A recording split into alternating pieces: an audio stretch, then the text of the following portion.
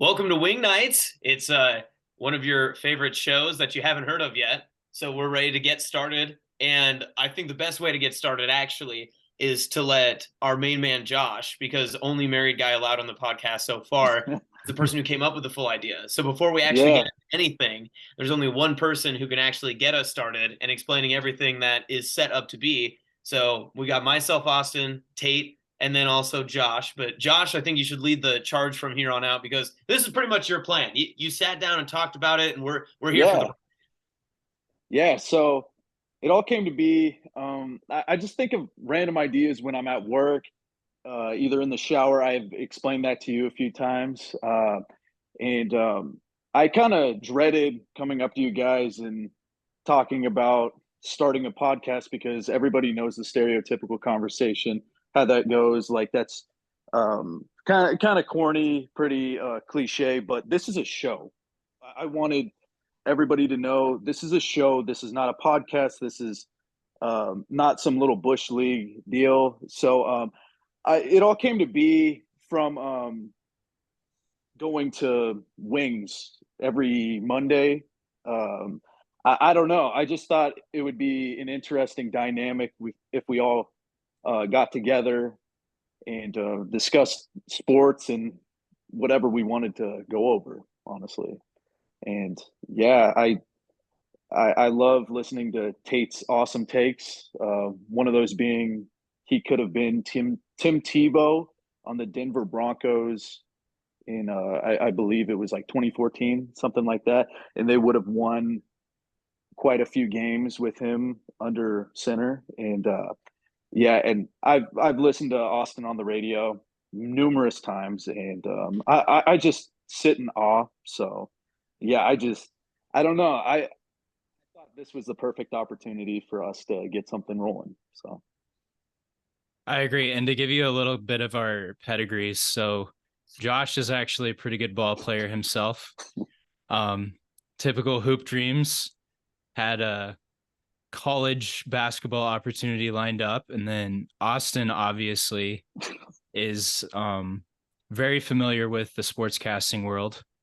And then there's me, who has absolutely no reason to be here, but hi, I'm friends with Austin and Josh. So Yeah, for a guy that's on a show called Wing Nights, he never orders wings. So there's also that too, because our longstanding tradition is every single Monday night we go to the same place, we order wings because they're cheap that night. It's like they're special. And instead we end up now with a group of I am the only person who orders wings half the time anyway. And it's always like pizza that you just like manipulate to become like a marinara chicken pizza or something, and you always yeah, get yeah, that's Josh's thing that the waiter or waitress is always confused and always goes back to the kitchen and everyone's all messed up. And then Tate usually orders like well done steak bites, like he's 85 years old or I don't know, something like that. or I also get cod fillets, which if there's anything sports bars are known for, it's their seafood. So Yeah, yeah. A that's cod sandwich is exactly what. Yeah, and then you don't even eat any of the food. You give it away like you're Robin Hood. You just like pass it around the table. yeah. I actually prefer the Jesus comparison because he fed people with the bread and fish, but I'll oh take it. yeah, starting off hot. Yeah, there Yeah. you go. So Josh, Well, what did you want us to start off with sports wise then?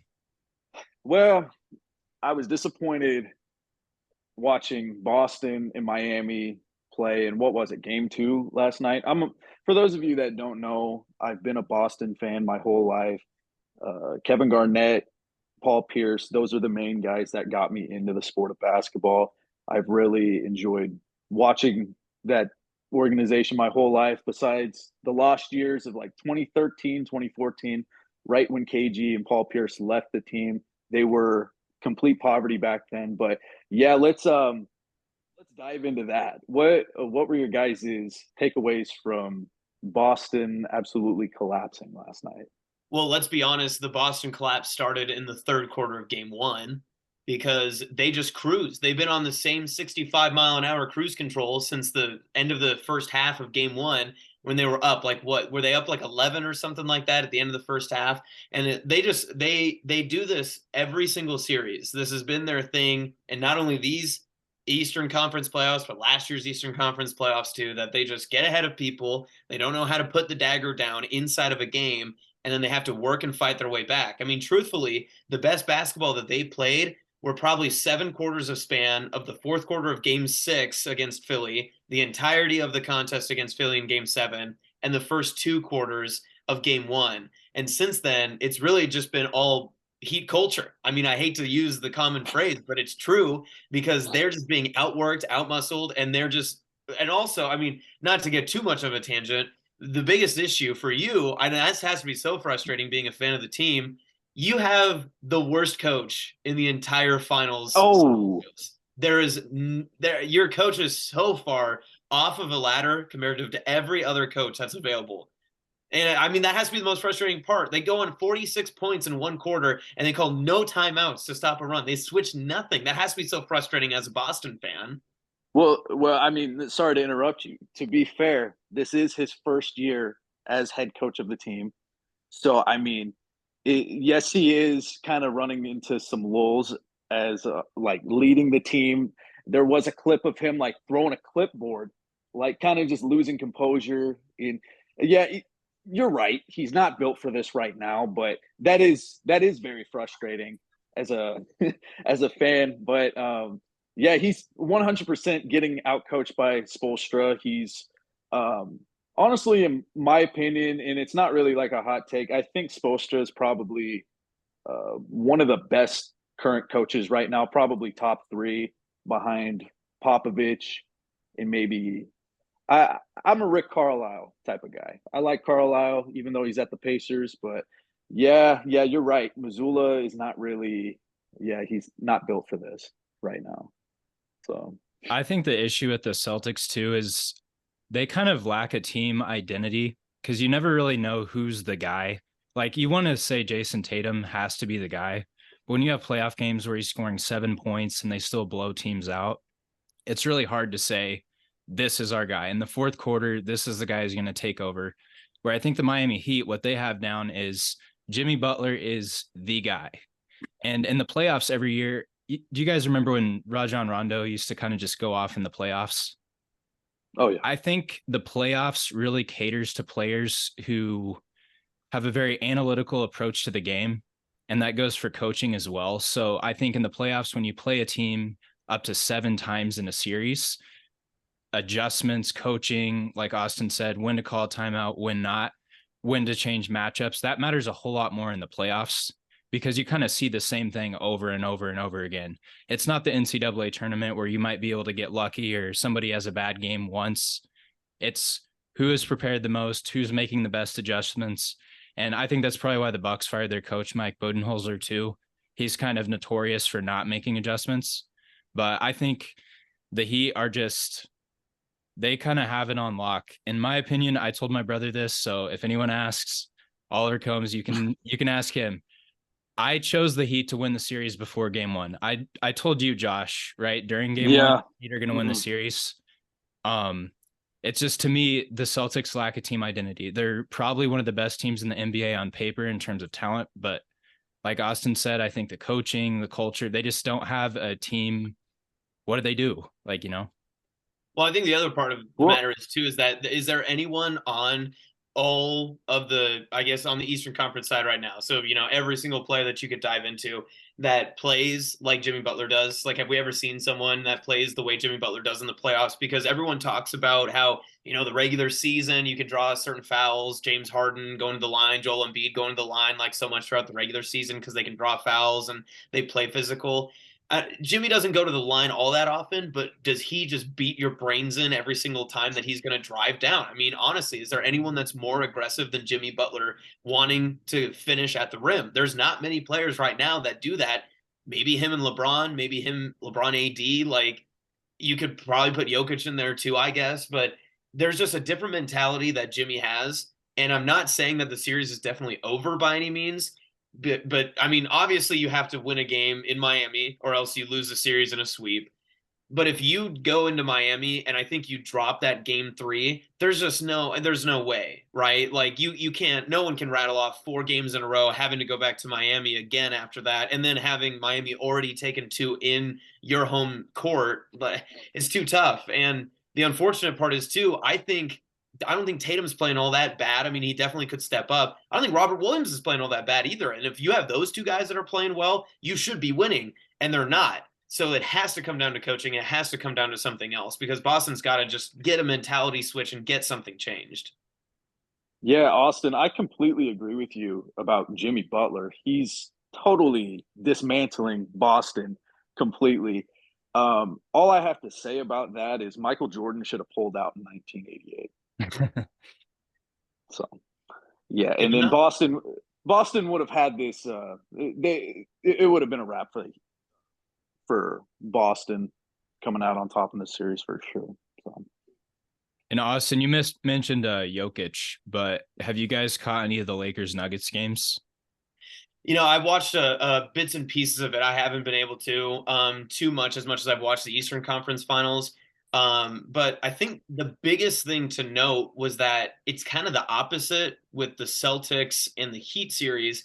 Is when you watch the Lakers play, it constantly feels like the Lakers they're always like 2 or 3 possessions behind, even when they're not. Like they kind of play that way.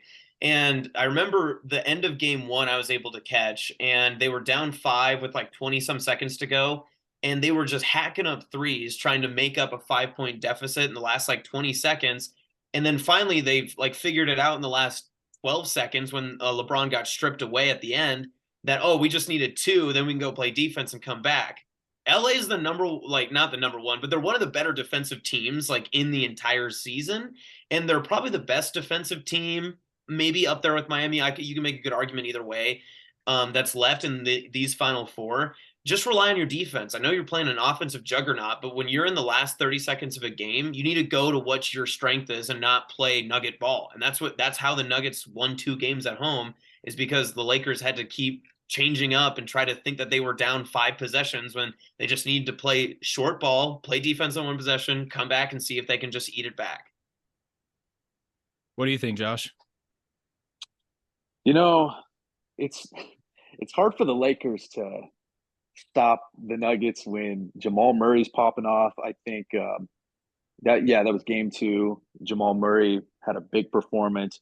Jokic is playing the way he is. I think I saw down the stretch MPJ was hitting his shots, and everybody knows that he has never seen a shot that he doesn't like. So that's amazing for the Nuggets. Their shooters are hitting on all cylinders, and it just seems like I haven't really been catching the beginning of those games, but correct me if I'm wrong. The Nuggets kind of, they get out to a lead, and then the Lakers are trying to play catch up the whole time, right? So to be off the top of my head, I don't know if the Lakers have had a lead in the entire series so far. Okay, so and I think I remember somebody saying on TV that they were like, "Oh wow, Jokic didn't really have that good of a game," and then they're like, "Oh wait, never mind, he just recorded his 7th triple double of the whole playoffs." It's just like it's crazy what he can do. He definitely should have been MVP, and I definitely feel like you can count the Nuggets in the finals already. It's going to be tough for them to be taken down for sure. Yeah, and it's tough because to me, the Lakers on paper are a better team because they have 2 superstar players and they have a plethora of role players that are doing Anthony Davis, LeBron James. Old LeBron James. I still think LeBron's that guy, but I mean, that's fair, but he just peters off at the end of games or like the end of quarters. You see him smoke that dunk? That is true. Yeah, I did see that. That was pretty bad. Go Lakers, lay up, son, off the glass. That's all that counts. Get 2 however you can. Doesn't have to be pretty. Yep. Have you guys seen how well Rui Hachimura has been playing for the Lakers? He was 8 of 11 in game 1 and then 8 of 10 in game 2. So I think Darvin Ham could figure out maybe a way to get him more shots. But I think the biggest adjustment with this series so far, and I saw a little bit of it in game 2, and like you guys, I didn't catch the entire games. But what the Lakers were doing was they would take Anthony Davis off of Jokic and have him guard Aaron Gordon, who can't shoot threes. And so basically you have Anthony Davis playing free safety. So if Jokic gets past his guy, you have AD meeting him at the rim. So I'm wondering if that's something we're going to see more of in the rest of this series, or if it's just going to kind of continue to be the Jokic domination. Because I think Jokic is the best player in the series, but the Lakers have the best team. I made the argument during, our previous wing night editions when we were in person, we were sitting around a table, that I said in the Philly-Boston series, if you're Philly, you might consider resting Embiid and Harden in Game 5, because by the time that you might need them in Game 7, they won't have anything left to give. It somewhat showed its case. They just played really poorly that day, right? I'm thinking it might be the same thing in logically what the Lakers are trying to do in making sure Anthony Davis can go as long as he can in this series. Because if you have him trying to match up with Jokic in the first 2 games in Denver, in high altitude, you have a 1-day travel back to LA. They might have predicted that, hey, at best, we can split the series, get 1-1, and then head to LA, tied up. At worst, we're down 2-0. In this situation, Tate, like what you just said, how they've set themselves up, they can now win their next 2 games because Anthony Davis isn't hurt, and he's at least as well rested as he could be playing 2 games in Denver, because that high altitude is a lot tougher to be able to recover from on a 1-day trip back to LA. And on top of that, too, you have to imagine that, it's Anthony Davis. They have to be worried about when some part of his body is going to fall off. Right. Yeah. Speaking on the high altitude in Denver, do you think that's as much of a factor into these games as everybody says it is? 100%. Yes. 1,000,000%. So I grew up in the Panhandle, which is like 4,000 feet elevation, so not quite a mile high. But we used to play like high school football, and we would come to like Central Nebraska, being one of the smaller Class B schools. We would travel quite a bit. We would play like a Grand Island Northwest, or we would play Aurora. And when we came out here, it was like, not saying it's easier to breathe, but Right. we didn't notice a difference. But when those schools would come to us, you could tell by the end of the first quarter that like it is an adjustment. It takes a little bit of time to like get used to it. You're not ready for it. It's a drier condition too. So when you're in and out of meetings during the day, or you're just walking about in your hotel and doing regular things, you're not used to how dry the air will be, especially when it's getting warmer outside. So sun kind of hits you a little bit different. It takes a little bit more energy out of you. And that altitude, it's sometimes not affecting you in the game, but it's how you recover from it too. So I think a lot of it mostly is mental. I don't know how much of the physicality stuff it is affecting the Lakers, but if you get the thought in your head, man, we are playing a mile high, aren't you? You're probably already done for. Yeah, that's actually so yeah, you're originally from Sydney, correct? Yeah, Or, right. Okay. Cool. Yeah, I didn't even know the elevation was higher over there than like Central Nebraska. Okay. All right. I guess from firsthand experience. I digress. I'm gonna say local expert Yeah. here. That's what I need to sit down, man. sports, but I know my elevation facts. I'll do that. Yeah. Would you guys mind if we transition into kind of like something more personal about ourselves, in case if the audience knows one of us and then decides to click on this podcast and they just so happen to not know the other 2 people. Are you plugging Austin, small ball right now? Is that what you're about to do? what's up? You're about to plug small ball right now, aren't you? No, that was my plan for later on in the show.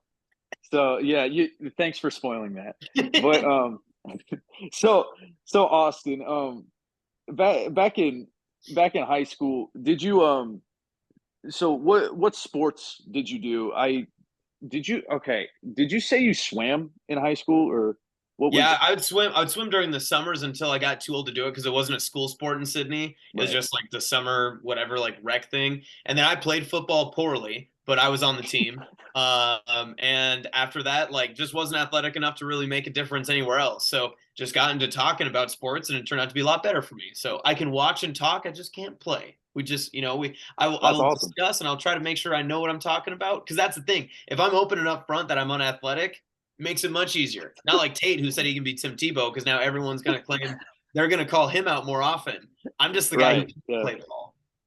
Yeah, and talking about sports on the radio, like that's a nice pocket to get into if you're actually like good at it. And you're like, I joke about it all the time and like boost you up, but you're honestly like, you're real solid at your job. And I don't know if I could do what you're doing, man. So props to you. Tate, I know you're a Southern boy, born and raised, lived in Arkansas and Fairfax, Missouri. What what sports did you enjoy playing when you were younger? Yeah, I apologize for spacing out for a bit, by the way. I actually had to upgrade our Zoom so that we could record for more than like 20 minutes. Oh, Um, okay. Are but we so good? my background in sports is I did track, football, basketball, baseball growing up, kind of the main, I would call it the big four, in Nebraska at least. I would say my best sport was probably baseball, to be honest, but I hated playing baseball. So I played that until my sophomore year of high school. And then I was a pitcher. So I had surgery on my elbow. That kind of ended baseball for me. Basketball, I also played till sophomore year. I would have not been good at all. Probably wouldn't have even been on the varsity team at Kearney High, but it was my favorite sport. So other than that, I've just played men's league, rec league, whatever. And like Austin, I love watching sports and talking about them. So, and then what about Yeah. you, Josh? You kind of have I would say So the best pedigree out of all of us. it's nothing really special, honestly. So I grew up playing Class C basketball in Nebraska. I grew up in Minden and then later transferred um, to Cozad my senior year and committed to a D3 school right after senior year. And we could get into um, my opinion on basketball players and athletes committing to D3 in NAIA when they have like JUCO offers on the table on a later date. I mean, like, I don't want to go in on those schools, but I feel like I should have considered going to a JUCO more than I did committing right away to a D3 because when I went on the visit to the D3, they were pretty much they were pretty much highlighting the glitz and glamour of a not so glamorous situation. So I went to a school in Iowa. I don't really want to out them. If you know, you know. During springtime in that little town, there's a lot of flowers everywhere, and they're known for that. And it was just beautiful. They're an Under Armour school, so they were really pushing that, and like they did the classic last name on the locker and had my uniform hanging up in there, which is pretty cool for a D3 school. So that kind of like pulled me in right away, and I was like, oh shoot, I want to go there. Didn't really put much thought into it and committed. And throughout the summer, I was kind of rehabbing from a cracked patella, um, and that's a pretty grueling. There's a lot worse injuries out there, but for me, not really being injured, that was a really grueling process.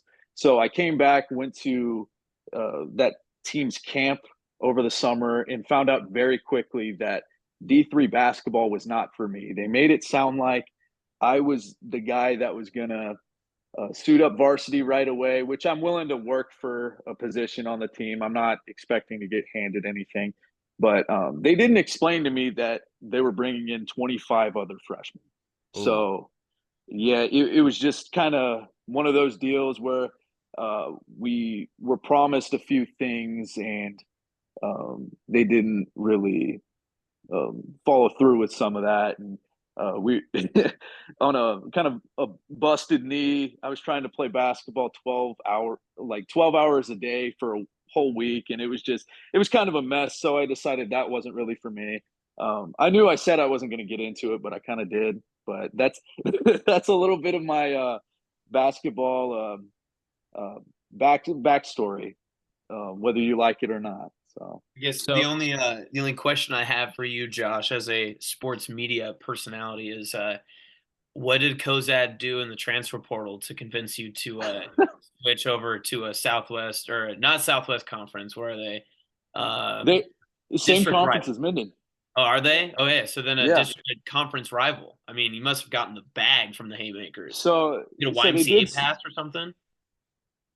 No, they have a they have a wellness center that's pretty much like the YMCA, and my mom bought a membership for me, which is very, very nice. So I was there all the time shooting. They did slip me $10,000 cash, but this is the first time I'm allowed to bring it up. It's been at least 4 years since I've graduated, so I don't know if they're going to do anything about it now.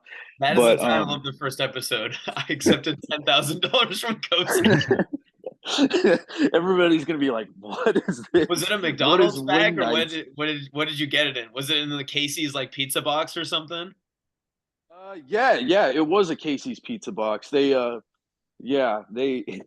sent that over, and I couldn't turn that down. But I don't know episode one if you want me getting into the Minden and Cozad game. That was a pretty interesting time, but yeah, we could keep that for like a later time. I don't know what you guys want to get into the rest of I was gonna the say I want to do a episode. deep dive on Josh Denny, a YouTube reference. This is awesome. This is what I really want to do.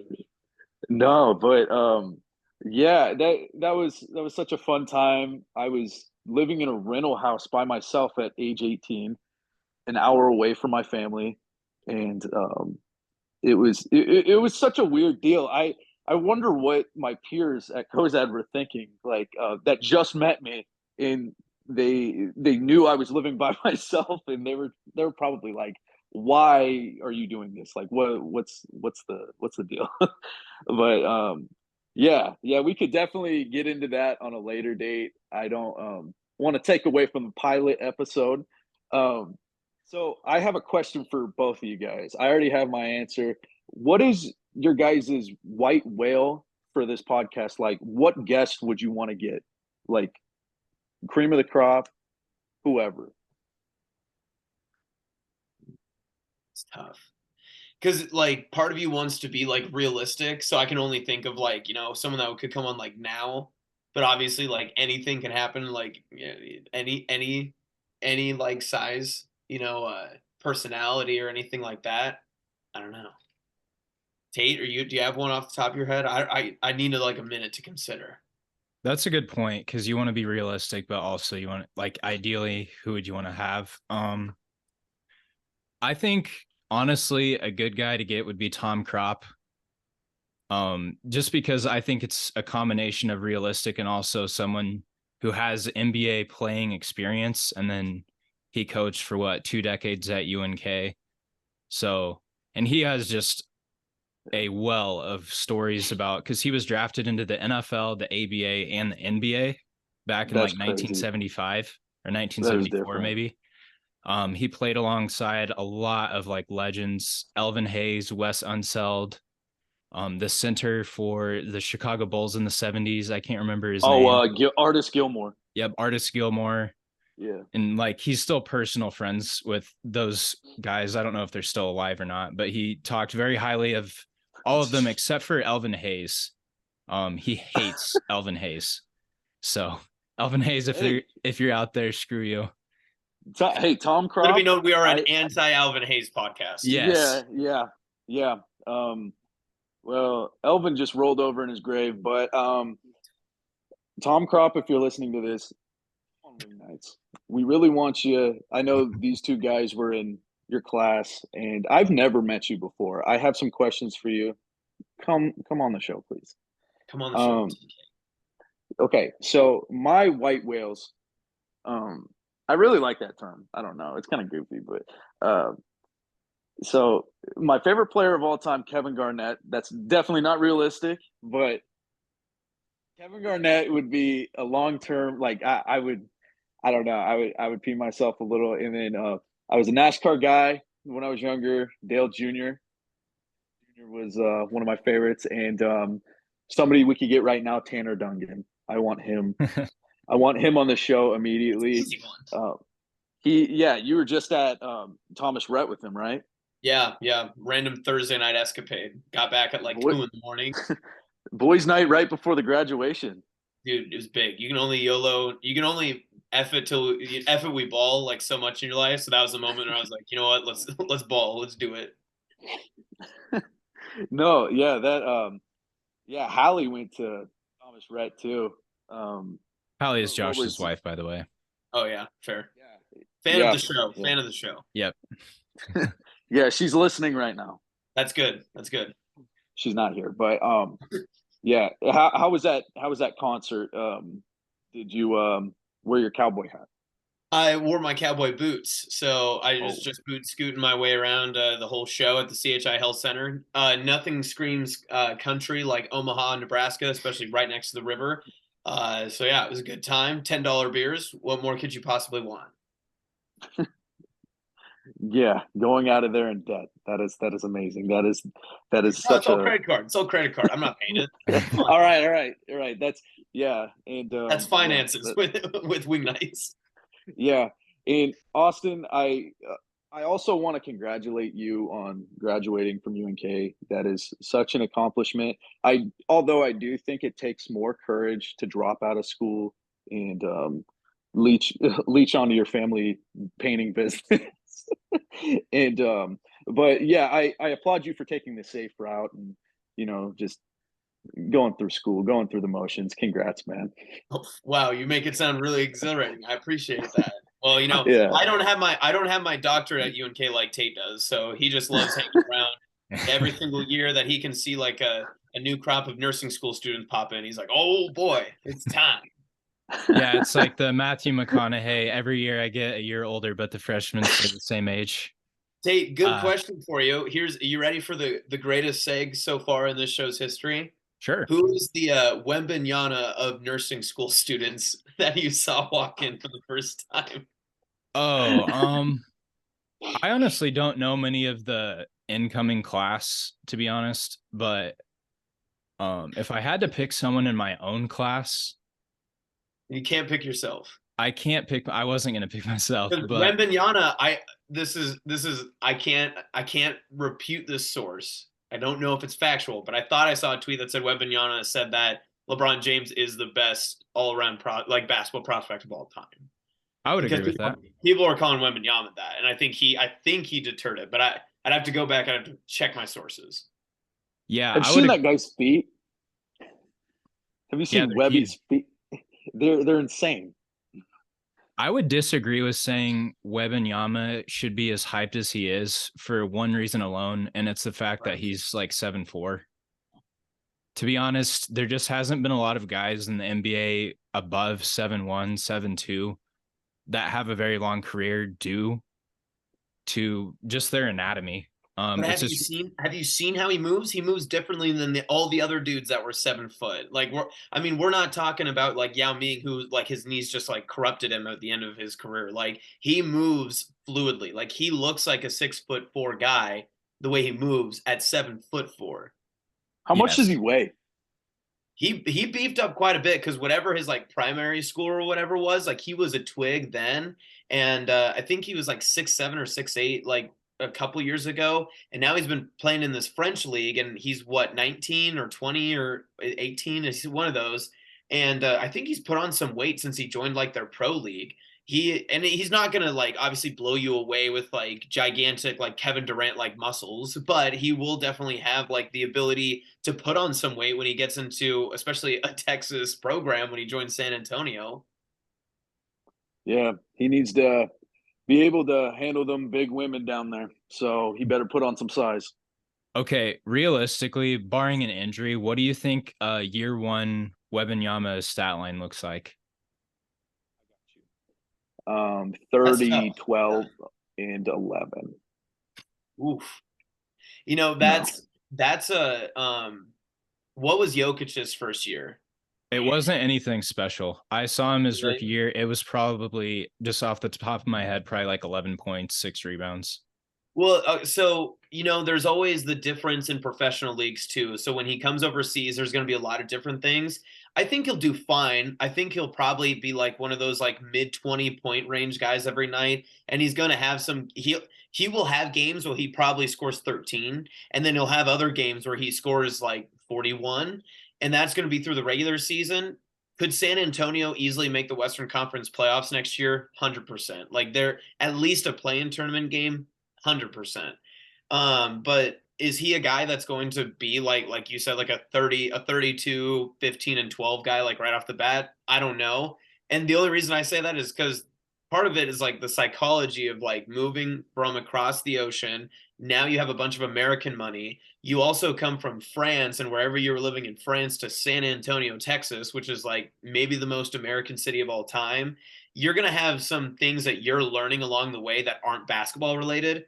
And he's going to have to adjust in many different ways. So that first year, he might have to lay off the throttle a little bit. It's going to be quite an adjustment change for him. Yeah, I realistically, I do think his stat line's going to look more like 24, 6, and 7, something like that. I mean, What do you think he'll struggle with the most? Scoring, rebounding, or just like just he's going operating to the get offense? he's going to get bodied for You sure. think? Yeah, I think he's going to get bodied. Like you talked about how he gained size at you said like his primary school or whatever. Yeah, whatever they call like high schools or Yeah, learning communities, got whatever. it. Yeah, it's just yeah, he's going to be crafty finishing around the basket, but like I don't know, like they're going to try to rough him up a little bit because the game's never really seen somebody as mobile as he is at 7'4", and he is like um even though he has gained size, he's still pretty dang lanky, and to try to fill out that build is a complete it's just impossible. Like you can't completely fill out that build. I mean, like Yao Ming did, but it's not. It wouldn't look the same on Wembanyama if he tried to do it. But yeah, I don't know. I think he's going to get roughed up around the hoop. So, Josh, you kind of have experience with the whole bulking up thing too, because when I first met you, I don't know how much you weighed, but I would guess that you've gained probably 30 pounds since I've met you in a good way. And maybe you could tell us, like, I noticed, like, just from seeing you in high school, I watched one of his games when he played against Minden. And then Oh some of yeah, the you were highlights there. on Huddle. Yeah. So you were more of, let's say, the JJ Redick shooter type in high school, where I think now when you play basketball, you take it to the hoop a lot more. How important is putting on that extra weight in terms of like getting down into the paint and playing defense too and not being pushed Right, around? right. It. I don't know how else to explain it other than it's the missing half of a lot of people's game. I do think if Brandon Ingram were to have a Giannis type body transformation, he would take his game to the next level. It's the missing piece that some of these guys never figure out. Like Tate, when I met you, I weighed when I was at Coast, I was like 175 and now I'm 210, 212. And yeah, like I'm not claiming to be as good as I was when I was 19 when I played all the time, but I do recognize that it is a lot easier to get to the hoop now because Mm-hmm. basketball players they're not normally like strong, and the stereotype is basketball players are forced to lift, and they kind of just go through the motions for sure. Like once you get that love for lifting and getting stronger and bigger, then I think that's definitely the missing half to a lot of these guys, their game. So yeah, Well, I'll tell you this too, as someone like my bachelor's degree was in exercise science, so I was able to like yeah, study that stuff. You got to remember, Victor Wembanyama is 19 years old. Like Josh, you're 21, 22, 23. I don't know. 23 in 10 days. Yeah, there you go. So you're closer to your finished development than Victor Wembanyama is. Yeah, sure. Obviously, comparing you two is like a crazy way to do this, but comparatively, like for you, you can easily put on weight one because of your height ratio comparative to where you are, caloric intake, metabolic rate, resting, all this other stuff, da da da da da, blah blah. But Wembanyama, the biggest factor is that he's 19 years old. Like in 7 years from now, when he's in year 7 in the league, he will be 26 and his body will basically be to where he will be developed. Now he can do other Sure. things to gain muscle mass and do other things through weightlifting and nutrition and stuff, but his natural weight will not actually probably show up for another 5 or 6 years at minimum. So he might have a LeBron James type of tenure where LeBron was so physical those first couple of years and just had no shot at all, where he could go outside and he'd hit the random three every once in a while, and he would go to his mid-range and it'd brick off the side. Now LeBron uses his physicality as a way to be able to move off, but he can still shoot the three. He's able to be more agile. Wembanyama might have the opposite, where he's going to be this wing shooter, a perimeter defender that can defend any position. He'll get bullied and bodied around in the paint by bigger, more physical players, but he'll use his height and his reach to his advantage. But then once he fills out, if he fills out, maybe his career then changes and he becomes a more thick center, and he becomes and brings back the traditional five piece. I mean, it could be one of these careers that we see maybe 2 or 3 phases of. Right. No, you're definitely right about that. Like coming into the league, yeah, like I said earlier, Giannis when he came into the league, I mean, he was skinny. So Those I mean, photos like of him are nuts, just so different. Bro looks malnourished. So the fact that he got a few years under his belt, had just like a crazy body transformation over the summer, and then like proceeded to put up like all-star numbers right after that. He wasn't really like he was putting up solid numbers, but it wasn't anything super special before he implemented that into his game. So I mean, that definitely might be one of the things Wembanyama may need to focus on. But like I wouldn't be too concerned about it if I'm him, because he's just like I do agree with all the experts. I do think he's probably the best prospect to come into the game since James, for sure. I don't know if he's like if he's going to be better than James. I don't know where ceiling is, but yeah, it's kind of crazy. It's going to be tough for him to put on a lot of muscle with his build, but yeah, it'll be interesting to watch. And to me, it's hard to pinpoint exactly what he will look like as an NBA player and what his career will look like, because we've never really seen someone like him before. You get those ESPN memes where every year in the draft, they give a player comparison for every single draft candidate of this is the next Kevin Durant, this is the next Carmelo Anthony. But it's really hard to say because we don't really have an archetype for a 7'4", 7'3" guy that is primarily perimeter oriented. I mean, you could maybe look at Kristaps Porzingis, but I don't really think it's the same thing. Yeah. And I think we can all agree, though, at least, that Wembanyama going to the Spurs is the best case scenario for his career. Like, there was no doubt. Like, if Pop is his coach for 1 year or for 5 years or for however long he's got Pop, they are going to be contenders right away, and his development will be the best because he's going to San Antonio. Agreed. Yeah. And you could also talk about – oh, you go ahead. No, go for it. You got it. Oh, I was going to say San Antonio also has a history of taking foreign players, and they do a great job. You can talk about Tony Parker from France, Manu Ginobili, Argentina. Who was the other guy? Was it Boris Diaw who was from there? He was another foreign player. Boris Diaw. Yeah. But I think it's the best place he could have gone. And to me, I think the NBA probably may have rigged that a little bit just so he goes there. And honestly, I'm happy about it. If they wanted to rig it, they put him in Chicago. That's my stance. That's how I think. Yeah. And not to mention, I work with a guy that's the biggest Spurs fan I think I've ever met, and he's showed me that their future they have like 6 future first round draft picks, and they have, I think they were top 3 in the most cap space available in, I don't know if current cap space available. I do think they're going to be able to build around Wembanyama, and they will be a realistic threat in the West within the next 2-3 years. So I'm excited to see how that pans out. So, generic question. Obviously, we're not GMs. We're not anything like, we know the salary caps and all the, money and all that sort of stuff.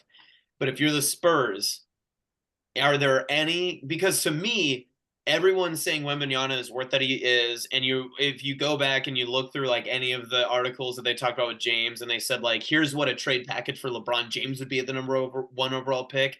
If you're the Spurs, let's just say 2 players. What are the 2 players you would have to get in any form of trade to give up the number 1 overall pick and the rights to Victor Wembanyama. Because to me, they have to be young. You got to have 2 guys that are under 27, and they're 2 guys that have to win now. So for me, unfortunately, Josh, one of them has to be Jason Tatum. You have to get Jason Tatum somehow. And then I don't know who, maybe Doncic. Like that's the only other person that I could think of. Like, I think you're right. That's probably where my mind would go to. I'm kind of drawing a blank right now. I really don't know. but I think that's a good thing then, because then it should be even more of a slam dunk, because the Spurs are like the Patriots of the NBA, right? They're always like doing development stuff. They're always like the unsung hero of like developing people and making sure that they get the most out of anyone's career and doing all this other stuff, right? They're loyal to a fault. They've got guys that are great Spurs, but not great other players, other places. But they recognize, though, and it shouldn't even be a comment. No one should ever bring it up in San Antonio. But there's no one in the league right now that's worth trading that number 1 overall pick. I think no matter what we disagree on with Victor Wembanyama right now in his future career, we all agree you have to take him number 1, and there's no other deal. Yep, I would agree with that. Yeah, I really do like that Spurs Patriots comparison. That was spot on. And you see it with a lot of these big trades too. In order to trade for Wembanyama, a team would have to give up basically all of their assets. So there's really not a feasible trade package that you could offer to anyone that they would accept. And I had read from The Athletic that Shams had talked to a GM, and they said even if Wembanyama doesn't play his first 3 years, teams are willing to still sign him to a max contract after not playing for 3 years. That's how big of a deal he is. I don't think people understand in this era of everybody has a highlight tape and everybody's got like a dunk reel, that Victor Wembanyama is a player that we have not seen since LeBron James, and there's a reason he's being hyped up that way. And it's because NBA GMs are like valuing him in a way that's so different than any other player. Yeah. Yeah. You said it. I mean, it's going to be so interesting to see how his career pans out. Yeah, I really do think they have a great opportunity to build something special down in San Antonio again. And yeah, it's going to be really cool. I do think he's gonna get 7 championships and go down as the best player of all time. But yeah, I hope he knows if he doesn't reach those expectations, he's a bust. So facts. So I think we need to determine right now, Wing Nights, are we a pro Victor Wembanyama show, or are we anti? Like, are we just going to be haters? Because I think we need to get on one train sooner or later. Like, are we going to always be calling? We got to hate someone. Because, like, you know, like what was LeBron's thing the first few years was that he was like the chosen one. No one actually hated him. And it was always, what can we do to get LeBron like more pieces to win a title? And then he went to Miami and did exactly what everyone wanted him to do when he was in Cleveland, and then won all the titles, and then he was hated, and then he was beloved again, and now he's probably somewhere in the middle because it's just a mixed bag. So I say we get on one train early. We got to pick one train, though. I got it. I am pro Victor Wembanyama, but if my coworker is asking, I am not pro Spurs. Okay, we are pro Victor Wembanyama on this show. Yeah, I'm for that. Yeah, agreed. And that way we can always dog the Spurs and be like, they don't have any assets to help out Victor Wembanyama in his career. Yeah. Tate, I got a question for you. So, Victor, going down to San Antonio, how many big women do you think he's going to take down in his first month? I would say European women in general are on a whole different level than most American women, so he's probably going to have to adjust to that. Well, also remember he's 19. He can't go to clubs. I mean, he will get into he will get into bars, but like it might be tougher. He's only 19. He's got 2 more years before he can legally drink any of that alcohol. Yeah, I don't think he's the James Harden type, but I guess we'll see. Hey, at least he's not going to Houston. So no off the court distractions. So I mean, Houston's a car ride away. That is true. Yeah, that is for sure. Real quick, I described this segment to you guys at Wing Night. I like to call this shower thoughts. I have a lot of interesting things that pop in my head while I'm scrubbing myself. So Question is, have you guys met a celebrity? Do you have a cool story? I've got one. You ready for Okay, this? let's hear it. Let's go. I met Mac Miller, rest in peace. Really? I went to one of his shows in Laramie, Wyoming back in 2013, 2014. He was still doing college tours. He was on the Blue Slide Park album. Oh yeah. And yeah, he went to a college show in Laramie, and my brother was out in Laramie at the time. So there's a snowstorm going on outside. My mom actually drove me to the concert because I think I was turning 16. So it might have been like 2013 or something like that, 2014. I can't remember. Um, but we stayed at a Holiday Inn Express, and because if you're familiar with Laramie and the snow and everything, once it snows, there's one road that gets you into Laramie on the interstate called Laramie Pass, and if there's snow or wind on like a significant level, they can't clear it, so they just shut it down. Well, it got shut down, so Mac Miller and I were stuck in the same hotel. I go to the Continental Breakfast, and he's sitting down there and he's talking it up with a couple of other guys that are like from his show. And I just like grab another table, I sit away, and he is just like, "Hey man, we're the only people here. Just come sit here." And I was like, "Okay, sounds good."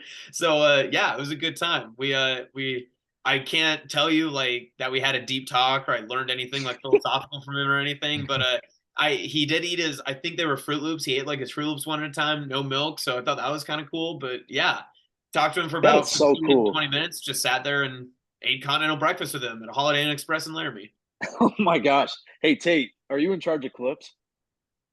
Um, I originally said so, but Whoever's in charge of clips, clip that. That is an amazing story. yeah, I We'll definitely, figure that out later. We'll figure Well, that wait, out wait, later. that's another problem. That's yeah. another Yeah, thing. yeah, Austin, that is a great story. I was not expecting that. Obviously, R.I.P. Mac Miller.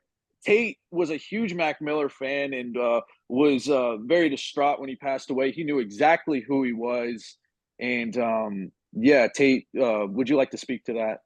Yeah, so I actually didn't know who Mac Miller was until like 2 years after he died. So I remember I was at a New Year's Eve party and there was a song player playing and someone was like, "Oh, R.I.P. Mac Miller." And I was like, "Well, who's that?" So I can say I now know who Mac Miller is, and it is very cool that Austin has met him because I definitely don't have a celebrity story like that. So Do you have a celebrity story? I have one if you don't for yourself. You the took only Tom Crop's one, class. the What's up? what? You took Tom Crop's class.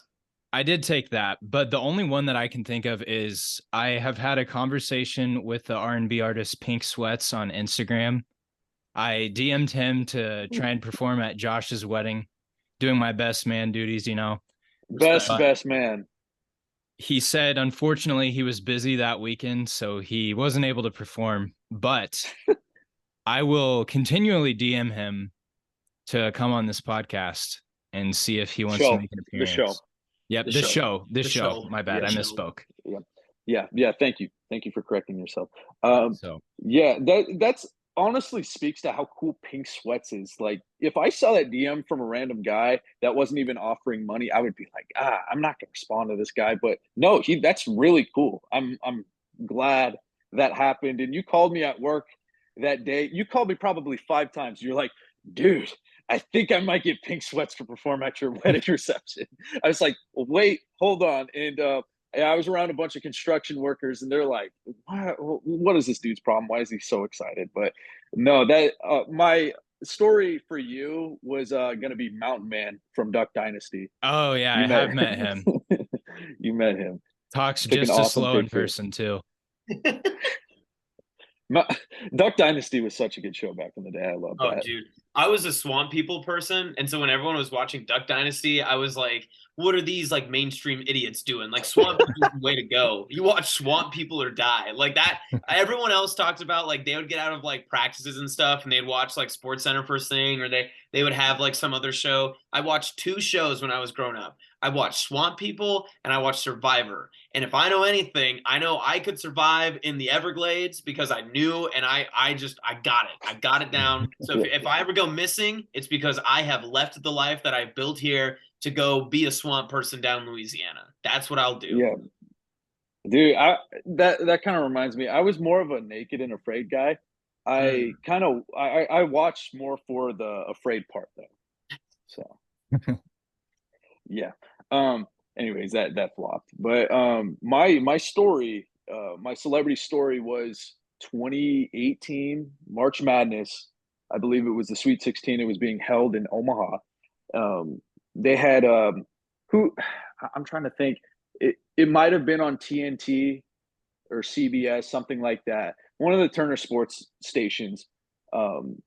Kevin Harlan, somebody else. Bill Raftery and Grant Hill were calling the game, and I saw from across the gym. I was like, "What the heck?" People are like talking to Grant Hill and like asking him for pictures and stuff. And I was like, "I'm gonna go over." I told my family, "I'm gonna go over there and get a picture with him." And my mom was more determined on getting that picture than I was because I was super nervous, and she was like, "Let's go, let's go do it." And yeah, I walk over like a dork with my Dippin' Dots I bought 2 minutes before, um, and yeah, I wait in line for a little bit and finally get to meet Grant Hill. He was the nicest guy. I don't even know if I squeaked out a hello. I was so nervous meeting him. I really wanted to uh, talk to him about probably something everybody else talked to him about that day. So yeah, it was just no, it was a cool interaction. He's a very nice guy, but shout out to my mom for making that happen. The pictures the picture's pretty yeah, I was definitely in my awkward stage in that picture. So yeah, Were it was you a a great memory haymaker though. at the time, or were you a whippet? I was on the cusp. So that was early 2018. You were in the That portal. I just like we were discussing it on that trip. I specifically remember I was like, "Man, I don't know. I don't know if I want to stick around and figure out what's going to happen next year." And yeah, we kind of had that discussion. And long story short, right after that trip, I was in the portal. So Good to know. Good to know. Hey, yeah, I have another one if you take bonus stories. let's So, go. was at a wedding this past year and got to shake the hand of a man I admire very much. Met the great Seth Denny. It was a thrilling experience. Changed my life for the Nice, big fan of nice him, dude. huge fan. And here's the other, I grew up in Western Nebraska, so like I didn't know who I mean this sincerely. I actually didn't know who Seth Denny was for like the longest time. And then when I started working at the station I work at now, like those people like would talk about him and stuff. And yeah, that was the first time I met the good old Seth. So, lifelong dream fulfilled, bucket list check mark. I die a happy man tomorrow if Lifelong dream. We might have him on later down the line. Who that's my knows? white whale. Seth Denny That's is your my white white whale. Okay, I was waiting for that. I was waiting for that. But real quick, I have a quick story. I was 12 and I went to March Madness down in Phoenix. I didn't meet any celebrities there, but I saw Magic Johnson taking pictures with people. That was really cool. And I also saw Muhammad Ali in Oh, person. whale. that's That awesome. that that was also pretty cool. And Marquette was staying in our hotel, and that's when Jay Crowder was on the team. And another guy, Darius Johnson Odom, he played in the NBA for a little bit, played for LA, played for Boston.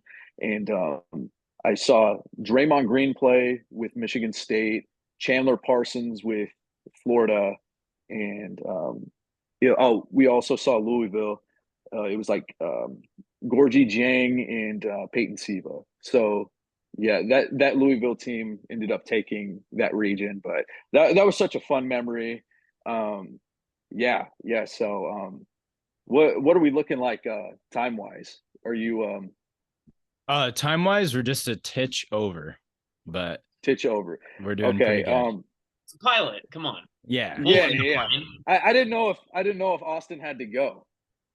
Yeah. That's all right. I'm No. here for the show. I can't disappoint people. Can't leave Okay, early. good. Good. Okay. Please do not leave. Uh, I think I would be remiss if I didn't ask about the John Morant situation. What do you think about him getting suspended again for spinning the block on the IG live? Tate, you're the social media expert. I feel like you should go first. Yeah. I don't have a problem with people owning guns. but I do have a problem with people flexing guns.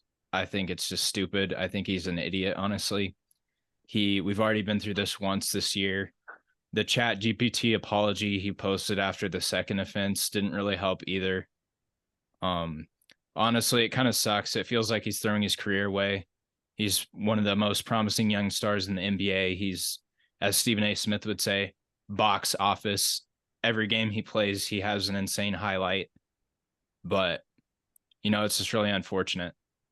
What do you guys think? I would say I'm with you. Like, having a gun, whatever, it's the Second Amendment. Not that this is a political show or anything like that, but no, it is.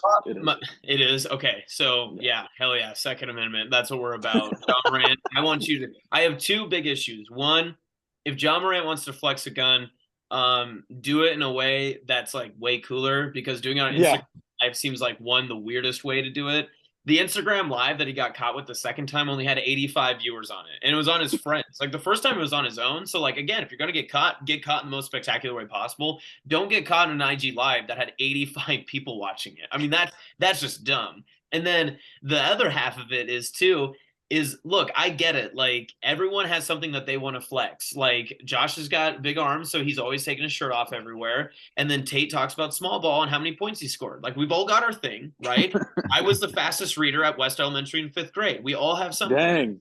But yeah, I know. Like, not everyone can do what I do. But if you're gonna I can't. I'm illiterate. If you're gonna do something, you got to understand that the repercussions don't necessarily come from maybe any public perception. It's your employer. And if your employer has a problem with it, that's where your issue will come. And Ja forgot that he doesn't own the Memphis Grizzlies, and he especially forgot that he's not the logo of the NBA. Let's be real. Like, if LeBron James were to do this, which he would never, and not even in his category, if he were to do this, the NBA would be very, very lenient on LeBron James because he's their biggest ticket ever, right? They'll never, ever try to appeal him unless they can make it a story in which he comes back a la Tom Brady in the NFL, 4-game suspension for whatever. Ja's not up there yet, and he probably won't be. Ja's pecking order is very, very low in terms of all the big names in the NBA. So if he wants to get up there, you got to play. And if he's going to face a 30-game suspension, he's going to be in some trouble. So that's what I think, that if the NBA is your boss, be very, very cautious about what you're going to do, because you got to know what the boss wants to see, and that's not it if you're Ja. Sorry. All right. I guess before we go, since we have an NBA game starting tonight, it's Lakers game 3, Lakers Nuggets back in LA. You guys think the Lakers win? It's a must win for LA. If they don't, the series is over, right? So I think the Lakers will come in, and I honestly think they'll womp. I don't see a way that they don't. I think the Nuggets will come in, and the Nuggets mentality right now is they just have to split, and they can go back to Denver up 3-1. And if it doesn't matter if it's game 3 or 4, they know it's either. Mentality is a big part of the playoffs. I think it's Lakers easy in this one. If I were a betting man and I could do it in this state legally, I would give him by 20. All right. You guys want my Stephen A. impersonation for this one? Let's hear it, please. The LA Lakers take game 3 conference finals.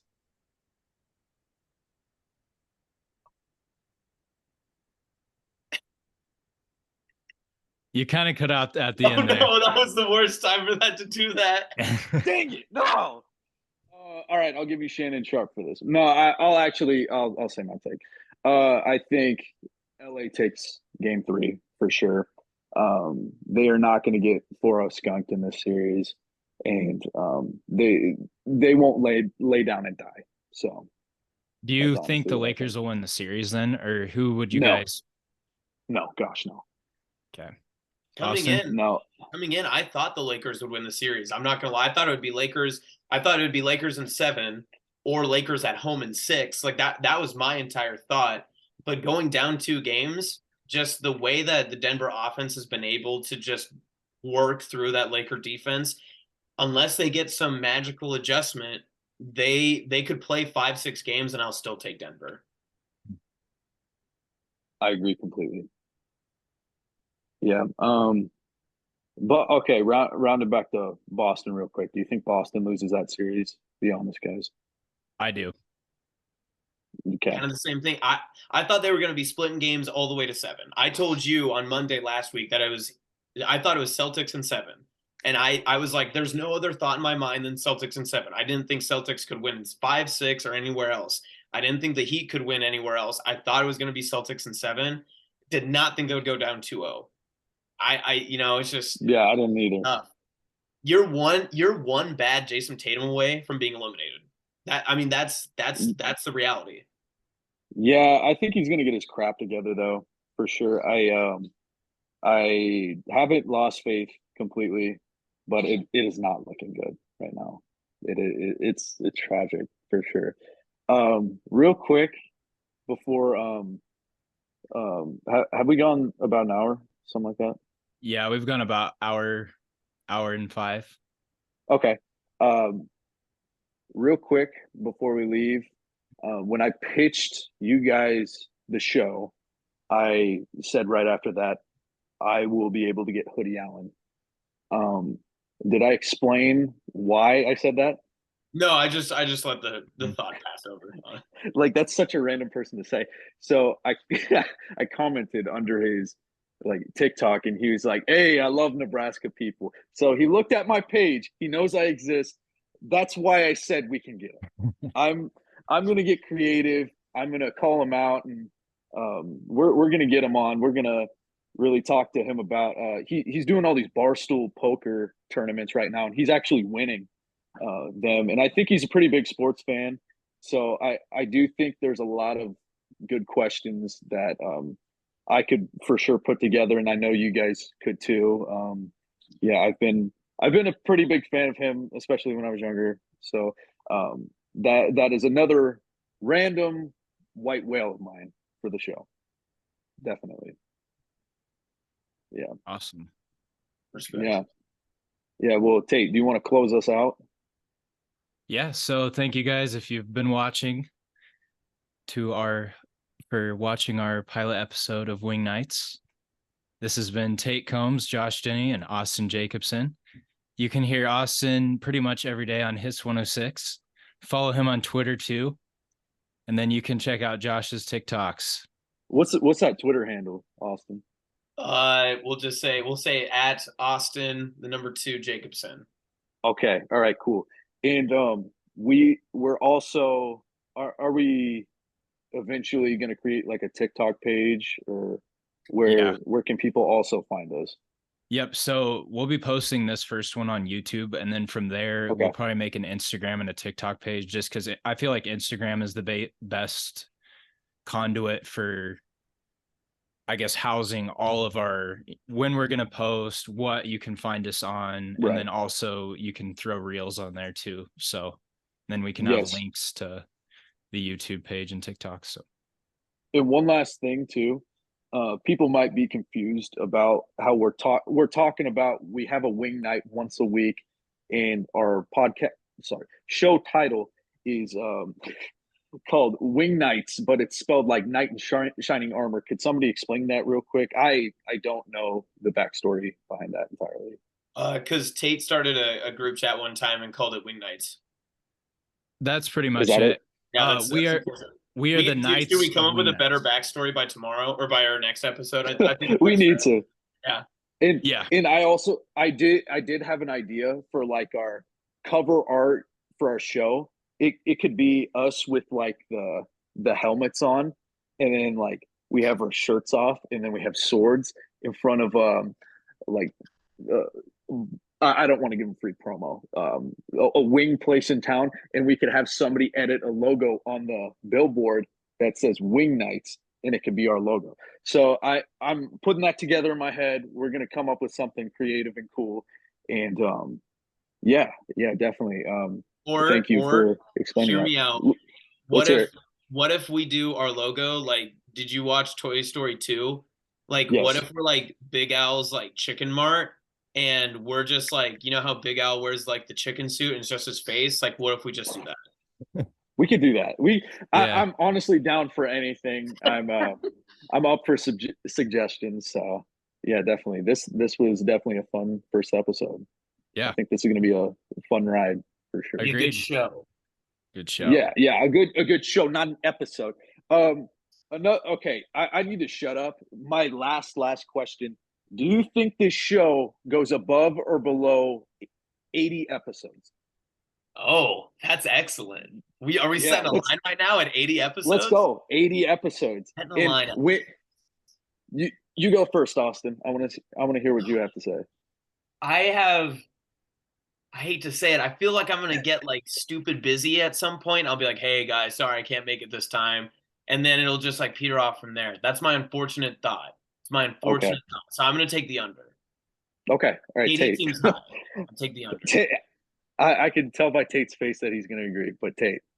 I think 50 is a good number, but Okay. the fact that we do this over Zoom makes it a lot more, I would say, accessible and harder to make excuses to not show up. Because Sure. let's say Austin's in Omaha for whatever reason, he can just come on for, let's say, 10 minutes like you are right now on your phone, on his phone, and just give us a little bit of content. So I think that helps us out. But I would say 50 episodes. I should have set the line at 50. You said Having 80. regrets. Yeah, I know, 80. Oh, Here's way the high. thing. Here's the thing. There's not even 80 weeks in a year, brother. Like we're talking into like next year. My thought is though, I know I've had a little beef with Hurrdat Media, and they probably don't know who I am, but like I'm thinking Why do you we have get beef with picked up. that media? Okay, Tate, do I go into it or not? That we can save that for a future episode. We'll save it. But It's not But serious. I love Chick and Nick. That is a great show. Other than that, but my thought is like, what if this turns into something? Who knows? I'm gonna have faith in us. I'm gonna say above 80. Let's Yeah. go. One of us gotta believe. Although I am very delusional, so yeah. Delusional is fine. Don't be a pessimist. That's all that people want. Yeah. yeah, that's exactly right. Well, yeah, thank you for joining us. Follow Austin on Twitter. Follow everything Tate does. Small Balls on Instagram. You want to plug that real quick, Tate? No, we don't need to plug that. Okay. That's a shame. All right, It's fair gonna enough. get more references than anything else in this show. Yep. Is small ball. Fair enough. Well, Right. let's wrap her up. Thank you guys for tuning in. Shout out Seth Benny. Yep. Thank you guys.